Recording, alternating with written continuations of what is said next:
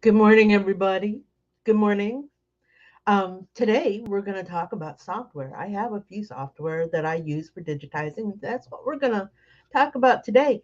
We do have an in studio guest today. I don't know how long she'll stay. Her name is Tori, but we call her Little Kitty. She may stay, she may leave. Oh, look who we've got here. We've got Barb. Good morning, Barb. And I'm I'm sorry, I'm drawing a blank. Good morning. And good morning, Cindy. All right. So, oops. So, software. How many of you have embroidery digitizing software? Go ahead and throw out a name. Go ahead and throw out the name of your software. Let's see what you've got. I started out years ago with a software called Sierra. Gosh, I don't remember. It was a free software. It was a free software, and the one thing that it didn't have all the features that the automation, the built-in automation. Everything was totally manual. But the one thing that it did for me is it helped me it helped me figure out that, yeah, this is something I want to do, but I want to do it right, and I want to find um, help learning the software. Now, remember, this was 9, 10 years ago. Um, Online teaching was just starting, uh, and that's what happened. I went searching for digitizing software and came across one that had a weekly online class. Let's see what everybody's got. Cindy works with Wilcom. TMJ has Chroma Lux, which is the Racoma machine software, and Wilcom. Cindy said she started out with something called Punto, but rarely use it. Wilcom's her favorite. Oh, okay, Greg, you are my software. Thanks for showing up. Digitizing. What do we got here? Um, Barb, she uses Wilcom, Hatch, Stitch Era. That's it. Sarah Stitch Era full version. In Brilliance, all the modules. Vikings 5D. Okay, well, we have a couple of matches here. I also have Wilcom, Hatch, and In Brilliance. Um, After Stitch Era, and I did not get the full version because the free version did allow me, like I said, to encourage me to go look for a different software. And I did, I found one. Now, this software is the home version, just like Hatch is the home version, but this software is the home version of IDS software, which is the commercial version that is packaged with the ZSK machines. Um, so, and again, the thing that I found was that it came with a teacher. And then that teacher, not only did I spend um, time learning the software, I eventually became an apprentice with her company where I would digitize for them and she would critique the work and then, give additional information on how things should be different. But here, let me show you that software. Going to go to the screen now. Doesn't look like much, does it? Looks like every other software. This is Generations software. And just like every other software, there's absolutely one thing you need, Where's my cute sign? Um, I don't know. I took it down and put it someplace, and I haven't been able to find it since.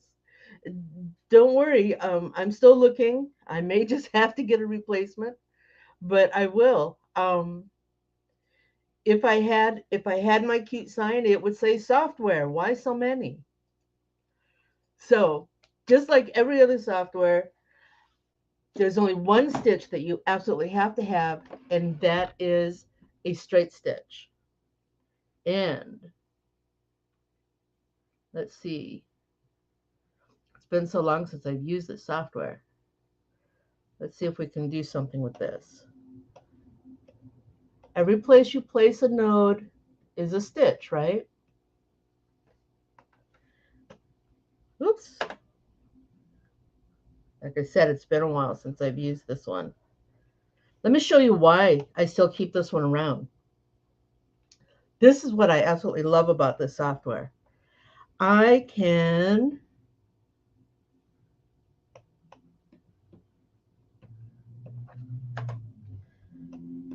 no matter where I go,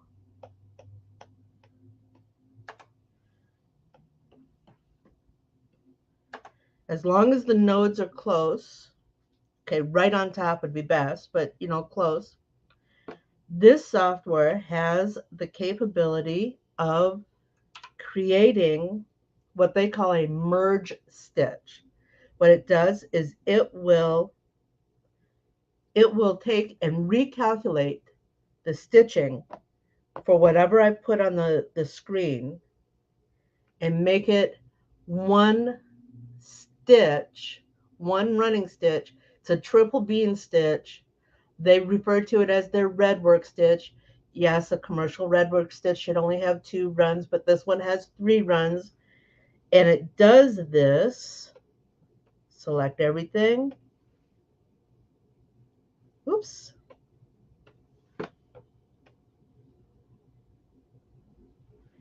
And merge and generate. Now it's all one stitch. Let's go back. I want to show you something. We'll go back. Okay. Going to, where is it? I know there's a stitch simulator. That's not it. That's not it. Gosh, it's been too long. There we are. And play. Now remember, I started out over here. Yep. It's doing a triple stitch. And then I had to go over here. Then I went up here. Right? One more time. Just random. Anywhere all over the page. Now, we will exit that. We will again select all of our pieces. We will again merge them and generate. And watch it now. And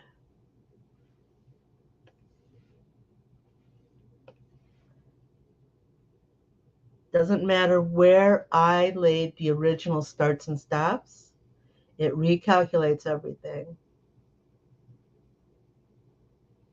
And it will not stitch over any area more than 3 times.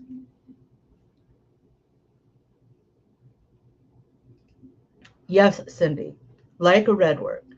Again, like I said, commercial red work is 2 stitches, 2 running stitches. This one does 3. But that's this software does that function to perfection, which is why I will keep this software with me. Other softwares, and we'll do the same thing in another software, just so we can see the difference. But that's one of the reasons why I keep this software around. Now, do I recommend this software? No, I'm sorry. There is another version. There's a 2.0 version. This is the 1.64. I don't I don't recommend it because this software is really buggy. It's really buggy. If you cross a line wrong, it'll crash. If your system resources are not devoted to this software and it gets bogged down, it will crash. It crashes a lot. Um, I've worked with it, like I said, 9, 10 years. So I'm pretty accustomed to what it will and what it won't do. But again, I love it for this red work function. I haven't found another software that does the same red work function that my generation software does. Okay, so that was the first software that I learned on. Came with a teacher, um, worked with her every week for 3 years, 4 years, and then my father got sick, and I couldn't meet my software obligations, my digitizing obligations, so I had to step back. And then when I came back to digitizing, I went solo. Here I am. So I did do a lot of work with my generations when I first started, but then I thought, let's try let's try a different software. Let's see what else is out there. And that's when I heard about Wilcom, and I was excited about Wilcom, but I wasn't in a place to purchase Wilcom. So went to a couple of events, went to a couple of trade shows, and somebody had was presenting Hatch. Mm, excuse me. Oh, and while we're here, if you have any questions, just pop them up. I'd be happy. We'll pause and talk about it. So went to this trade show, and there was a dealer selling Hatch. And I told him exactly what my plans were, that I needed to start small, and then I wanted to work up. And because Hatch is a child of Wilcom, I wanted to make sure that I could take the Wilcom software and trade up, or I'm sorry, the Hatch software and trade up to Wilcom. Now, this was back a few years back, and I was assured that I could. And somewhere in there, um, the business structure between Hatch and Wilcom divided. And because Hatch is a internet based software and does not have a dongle, Wilcom would not allow me to trade Hatch in towards Wilcom. So okay, I have Hatch. I'll work with it. Those of you that use Hatch, this is a familiar layout. Yep. And Hatch has all the functions, has all the basic functions. You can use Hatch as a commercial. It is designed for the home-based user. Going to go back to a note here that Cindy has. Cindy, you're making a comment about using the quilting designs. That's exactly what I used Generations software for. Besides just doing red work, your basic scene in red work or line work, I created quilt patterns using the red work function in Generations. So here, this is Hatch. We're all pretty. Those of us that have been around have seen Hatch. Um, just like any other software, it has all the basic functions.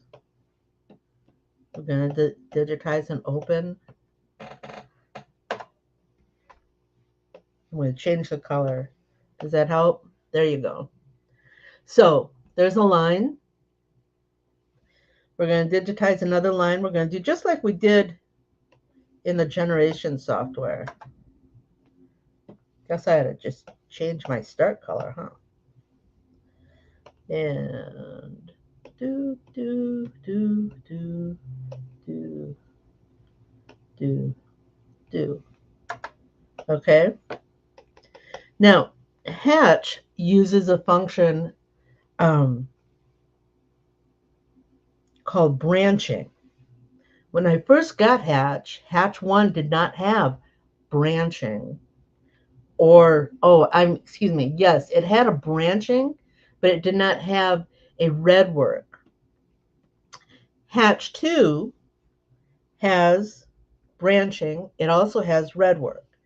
Now, we're going to red work these lines and bring them together. Actually, let's undo that again because I should show you. I'm going to bring this down to 90%, 85%. There we go. Okay, so let's watch how it stitches. Let's do the stitch player. There we are. And how we started.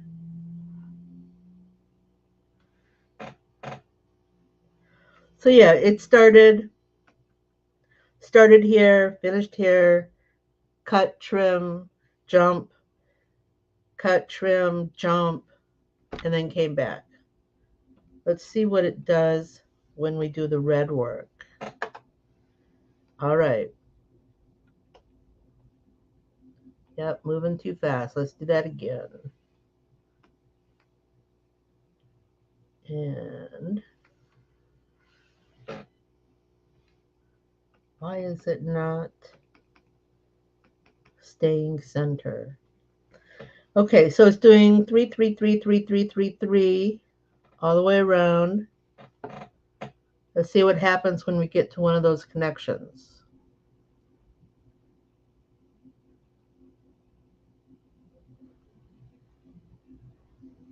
Oh, here we go. It wasn't doing 3, it was doing 2s. That's coming down here, up, coming back again. It's up here.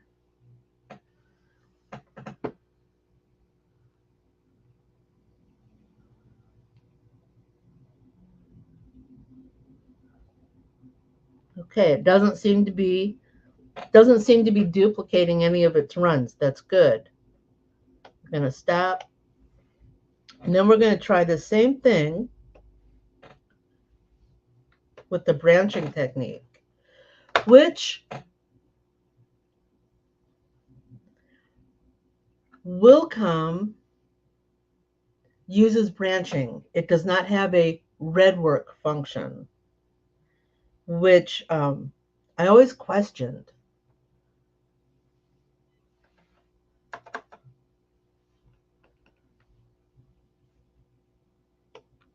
Fit and player.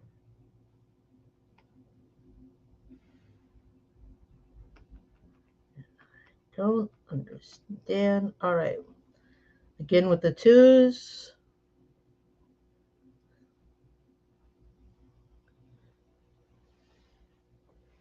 And I lost my line. Where'd my stitch go?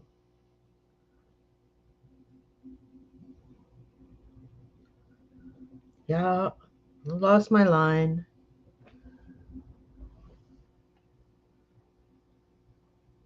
Oh, there it is. It's in the center box. Down here. I think it's already done this one.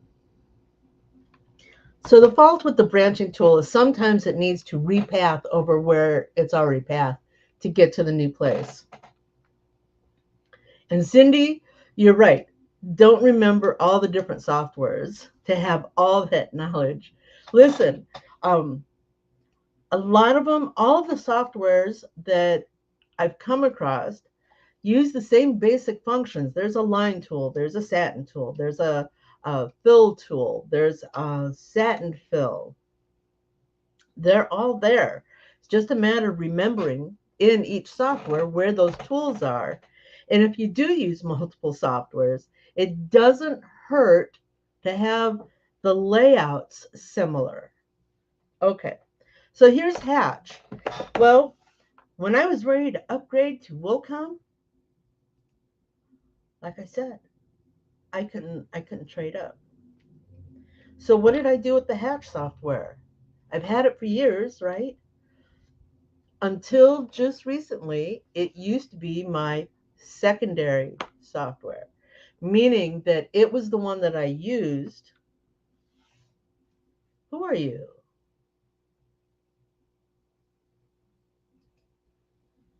Block this user. Sorry about that, people. Are you still seeing this? All right. So, um, it was the one that I took when I traveled. Instead of toting around my dongle, I took it when I traveled. Um, or I used it. I have another workstation that I have set up for working in the evenings, digitizing in the evenings. It's another computer and monitor. Sits in front of the television, which is running, watching a movie, doing a little digitizing. You know how people can do that. They can do, they could be watching, like I said, watching the television and doing some digitizing.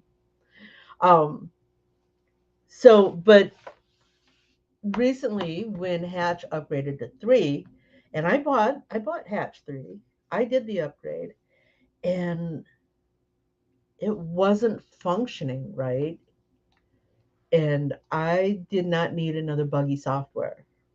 So I gave them Hatch 3 back, stuck with Hatch 2, and to be honest, I have not opened Hatch 2 in about 2 months. I haven't used it. I haven't used it at all.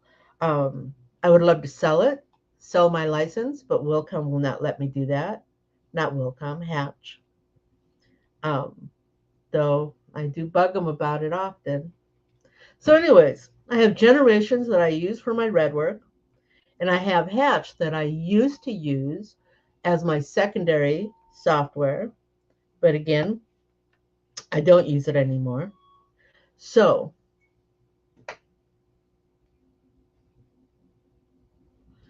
Cindy, you're right. It is safer not to take your dongle, and it is nice to have road trip software. Um, but I now have dongle insurance, so I feel confident taking my dongle with me.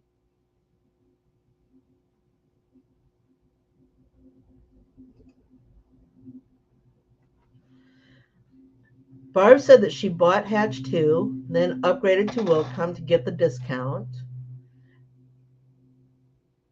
Barb, are you telling me that you were able to upgrade Hatch 2 to Wilcom? Hmm. And I still wanted Hatch 3, so she bought Hatch 3 and she hasn't seen any bugginess. Um, Maybe they fixed those bugs. I don't know because I wasn't willing to go back to it. Like I said, I now travel with my Wilcom dongle. I do have 2 other software that do not require a dongle that I'm still learning. One of those is in Brilliance.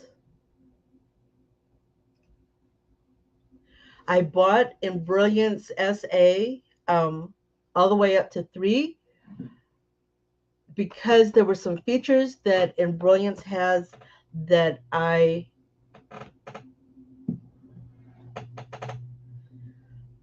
going to go back to this question, dongle insurance. Um, you can purchase dongle insurance through the company. I have dongle insurance on my generation software. I bought it years ago. Um,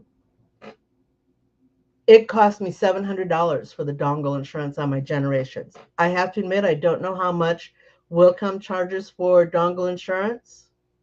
You can call them and ask. But I have it built into my business insurance policy. So it is part of my business insurance policy.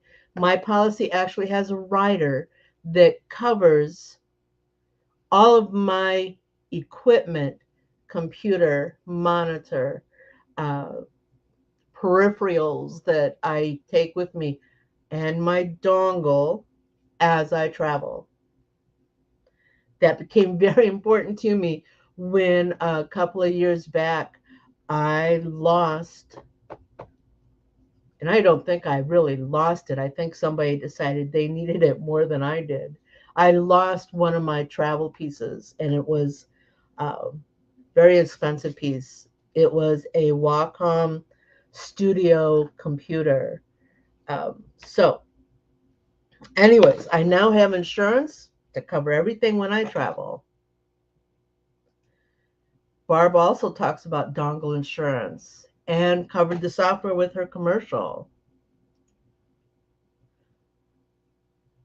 That is a question you need to ask your insurance agent. Very important question. Speaking of insurance, since we're here, I want to encourage everybody that works out of their home to consult with your homeowner's insurance, your property insurance, and ask them what is covered in the event of a total loss. I think you'll be surprised to find that your embroidery equipment is considered a hobby and is not covered 100%. Even if you have, what is that insurance called that covers,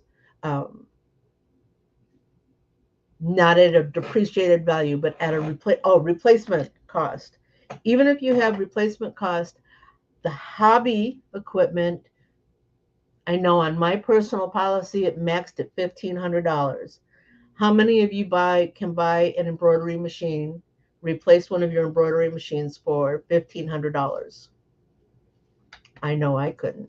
So I want to encourage you to check with your insurance agents and up those policies if necessary. All right, back to software. So the software I'm learning right now is in Brilliance Stitch Artist. And I bought in Brilliance Stitch Artist. I started with all their modules. Their modules are amazing. I love them. For all of their editing, um, you can even take other machine files and do some minor edits. You can actually edit right down to the stitch. You can pull stitches out. You can break parts of the design. You can lasso and pull something away. Stitch Artist, the Brilliance modules do that. Stitch Artist is the digitizing software. And again, just like any digitizing software, you can create stitches. Now, keep in mind, I'm still very new.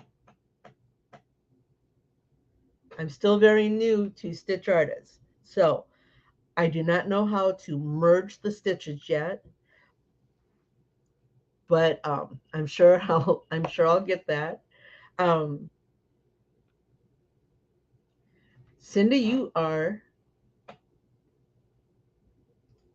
Randy. Hello. Don't apologize. Life. And Cindy, yes, and Brilliance it's very people friendly, and the software is user friendly. It's budget friendly. You can build it in elements, in modules. You don't have to buy it all at once. Um, the support is amazing. There's training out there everywhere for it. Good, Barb. And that's exactly what your commercial insurance should do for you. If you have a total loss, you need to replace all of your equipment. You can't replace it at a depreciated value. So, yes, again, back to Cindy. Yes, in Brilliance is amazing. I purchased the Brilliance Stitch Artist software because they have a way of doing letters Here, let's go back to let's go back to Wilcom real quick, and we're going to do a little cheat here. We are going to type some letters: A, B, C, D, E. We're going to create them, just simple block letters, right? Yeah, it's not even the font I want. Let's find a more complex lettering. Do. There we go. All right. So I'm going to break this apart because, these were all professionally, these are Wilcomb's ESA fonts. They are professionally digitized. Okay. Perfect example here. Let's see if we can enlarge this to the E. I'm going to change this color here. Do you see how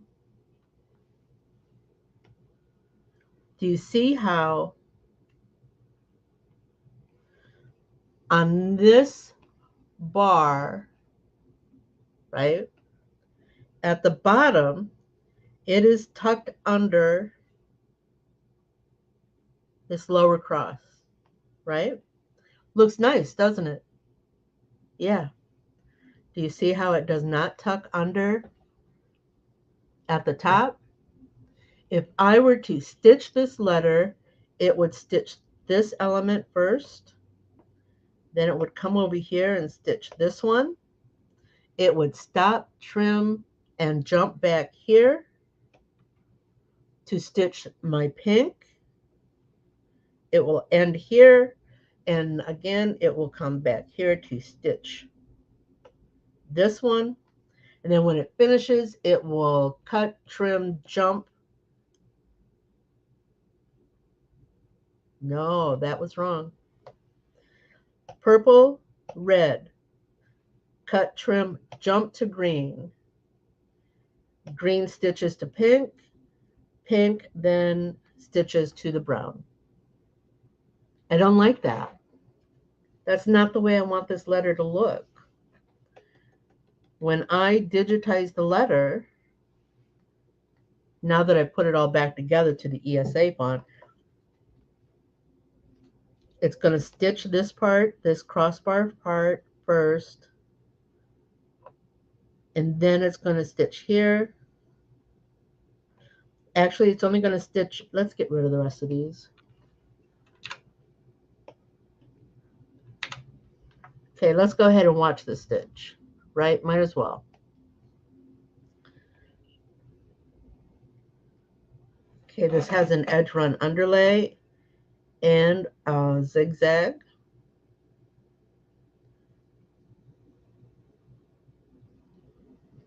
Okay.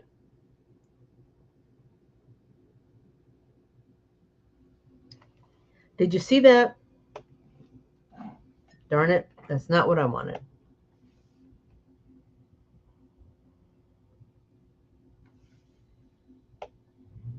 Oh, for crying out loud, I did it again.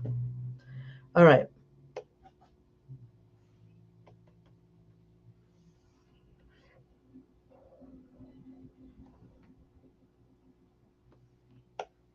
Okay. Did you see that right there? It jumped from this point here and made 2 stitches going this way. It's going to finish this cross piece, and when it ends, it'll end right here. Can you see that? It'll end right here, just below those 2 stitches, and then it will continue. Let's see if we can let it do this again. And, oops, this side, and then it will continue.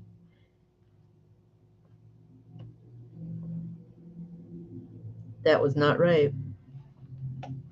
Okay. That is what I did not like. I did not like, where'd it go?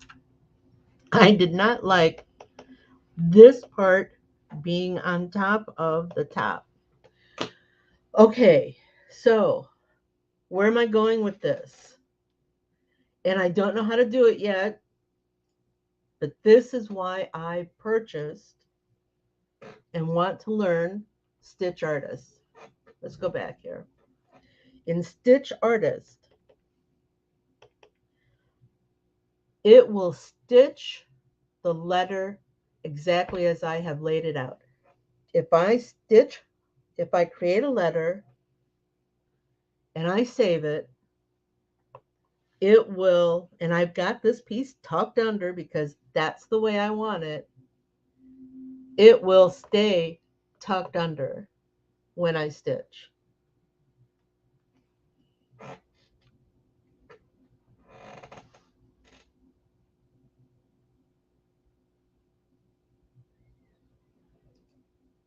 Cindy, that is, you're right. She's saying that the first thing she noticed about Wilcom was that the fonts were bulletproof, not pulling out at the ends. Most software does not end on the inside. It was on the outside and easy to pull out. It is. Um, I believe, let's see if we can find this. I believe,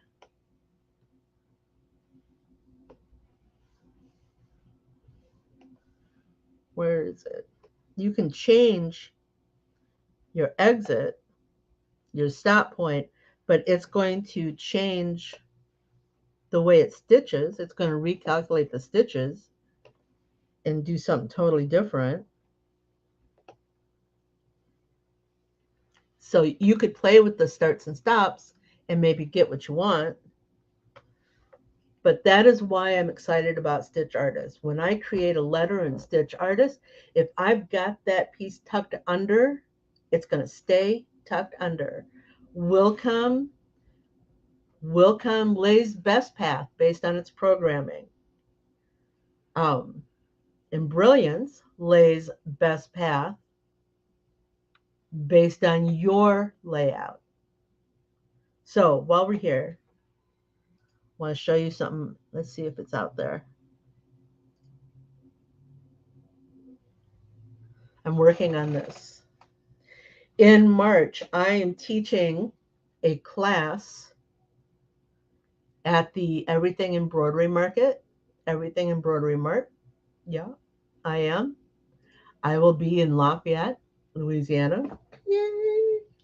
I'm teaching a class, and we are going to talk about, we're going to learn how to do freestanding lace. Isn't that beautiful? Oops.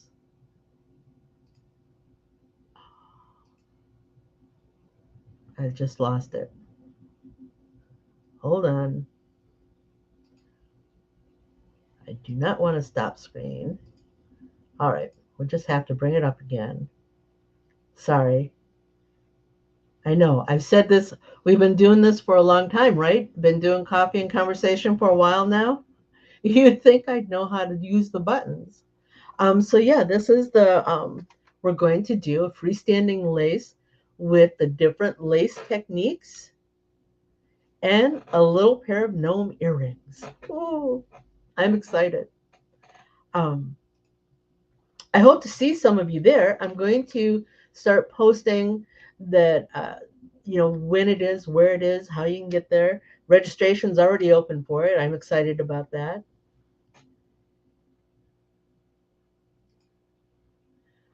Barb's asking, going back to the fonts in Wilcom, the ESA fonts, she wants to know, do you think that because you are using ESA that it is predetermined?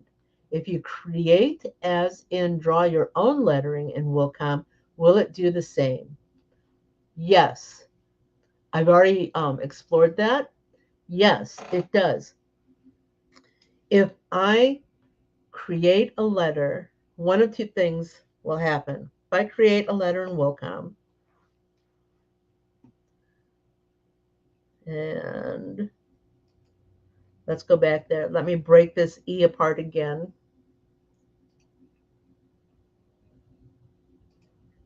Because, this is an ESA font. We're going to make it a not ESA font. If I break this apart, if I create this E, if I were creating this E I would create this first, and then I would create this. Okay? Maybe I should change the color so you can see it. This bar goes under here. Then the next piece I want is this one. That's the one I want to have stitched next. Then it doesn't matter if I'm doing a cap, I'll do it from the bottom up. If I'm doing anything else, a flat piece, it doesn't matter top or bottom. But that's how I want it to stitch. 1, 2, 3, 4, 5. Okay? The letter is tucked in everywhere I want it to be. If I leave it like this, it will stitch 1 to 2. It will stop, trim, come back over here. It will stitch 3, and then stitch 4, and then it will stop, trim, jump up to here, and then stitch 5. Now, if I take all of these and I branch them, I'm going to change the color so you can see it. It has rearranged them so this is now tucked under and this is over. I want this to be over and this to be over. This back bar to be tucked under. You can't get away from that without doing a lot of manual changes. I can change this. Yeah, we're going to go back. We're going to take this. Then we're going to come over here and we're going to cut it.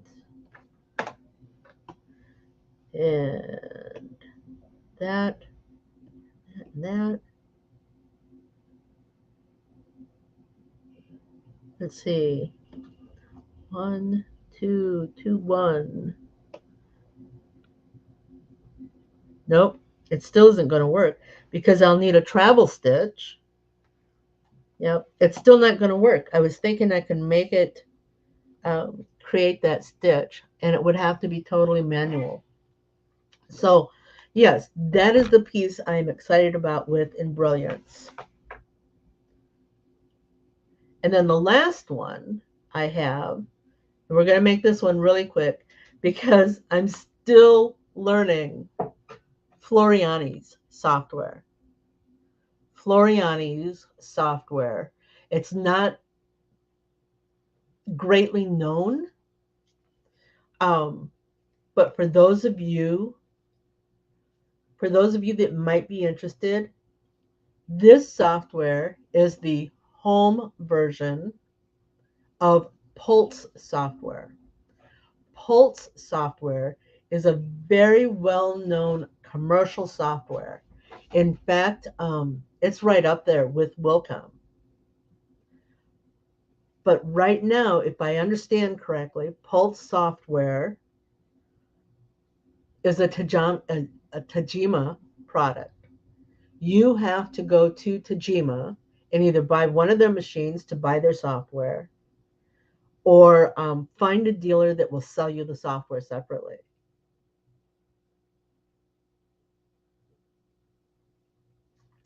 Going back to the lettering, no, Barb. She wants to know if there would be a difference using closest join versus branching, and that she's going to take a look herself. Barb, if you figure it out, please teach me. I am all about um, I am all about learning how to do this. Um, but yeah, in my experience, closest join is not taking care of it. Joyce Jager, she is an embroidery coach. Um, she uses Pulse. That's awesome.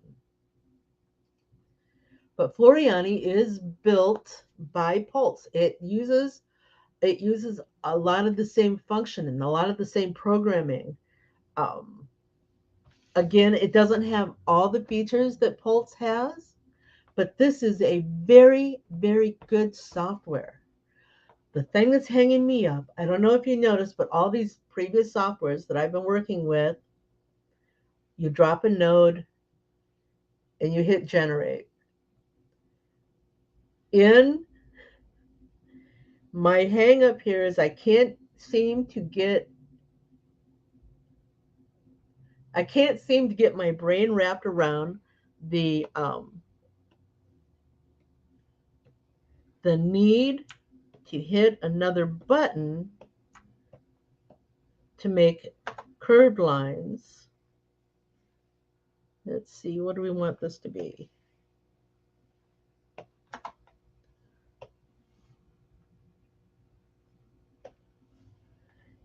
And did you see those little bits right there? Those are Bezier handles. I am not familiar with Bezier handles. I've been practicing, I've been working on it. I know I'll get it because, but I do love the way they work. I just need to figure it out. Who is this person? Get out of my feed here. Thank you. Um, so I'm excited to learn this. I'm excited to figure it out. Cindy says that Pulse looked difficult when the nerds did a show recently. And I think one of the things that made it look difficult is they are all very new to Pulse, just like I'm very new to Floriani. Um, they've all come from that whole drop a node, right click, left click to make curves and straights, where here you need to actually use a keyboard function to make your curves or straights. With practice, just like with me here, with practice, um, they'll get better. But the functions, very good, very well defined functions. I am really excited um, to learn this software. I have big plans for this software. I want I want this to be my creative software. Wilcom will be the business software. It's the business software for creating, Left Chat's logos and hats. This one I want to use for creating things like that butterfly. All right. Barb, yes, Pulse and Floriani are designed after graphic softwares. Graphic softwares use the Bezier curves. Um, which one for creative? The Floriani. I want to use the Floriani to create fun stuff, not necessarily job stuff. I want to use in Brilliance to create lettering because, again, I really like that tuck in that they do.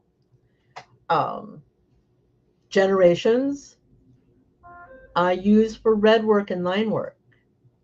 So each of my softwares have a function, with the exception of Hatch. Honestly, I don't know if I'll ever open Hatch again.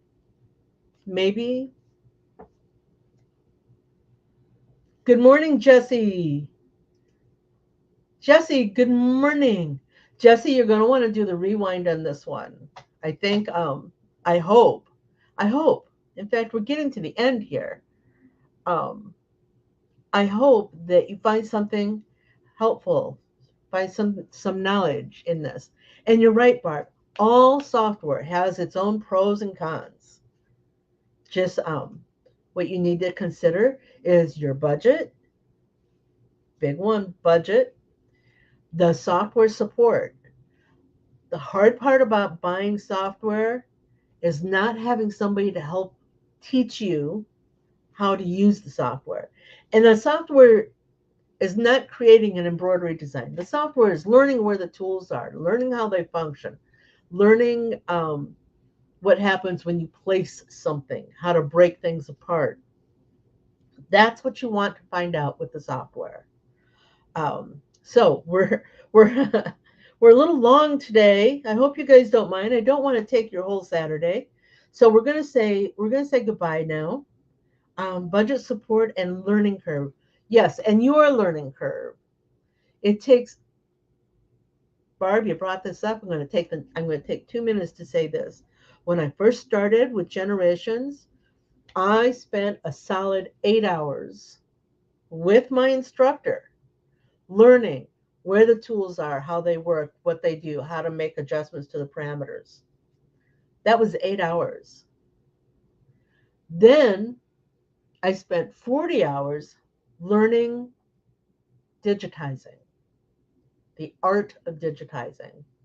And then after that 40 hours, I started, making production. Um, yes, Randy. Randy, you'll find it. You should find it in the groups, but you'll definitely find it in my YouTube channel. Randy wanted to know if he was going to be able to rewatch this. Um, so yeah, it's a long, deep curved education.